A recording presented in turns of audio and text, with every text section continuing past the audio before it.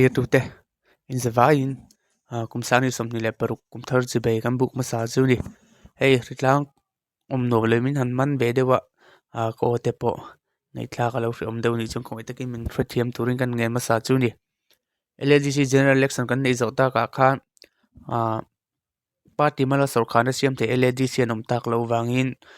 coalition Sorkhar Piang turangai ani chu coalition Sorkhar chuan MNF le ZPM 10 LLP ti in Sorkhar na siam turin agreement an siama maru chu be se lo deuh mai in voinia khanin MNF lampang chuan ZPM nena Sorkhar na an siam tura ma an lak na an tho dun agreement chu an ti top le lo mai sia LADC hi kan noi le Dâwn hle ni na langa tra ma sa CM panga kan nei angkha chu ni em to lo tura ngai la MNF lapang in thu chu an siam dan hi atlang lo pet kan han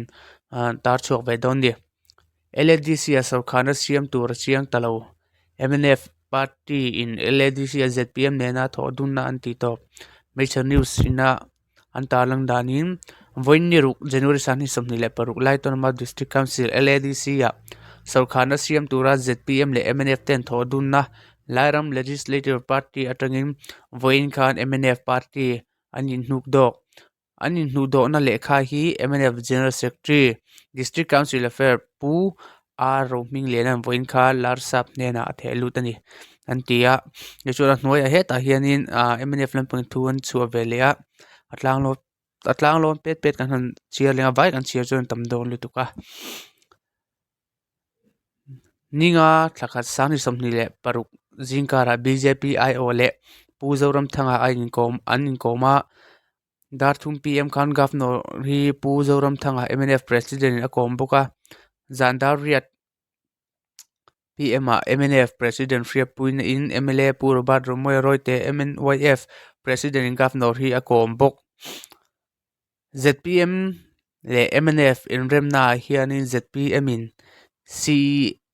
CEM le EM panga baka nominated MDC pali an changanga MNF in chairman le deputy chairman le MDC pathum chau an chang thungang MNF jer headquarter tan hian hi pom thiam har ni na lang antia beidong thla khop maya ni na hi kan lo du maya mi puite mangai lovin lairam mangai lovin mani pumpuin mangain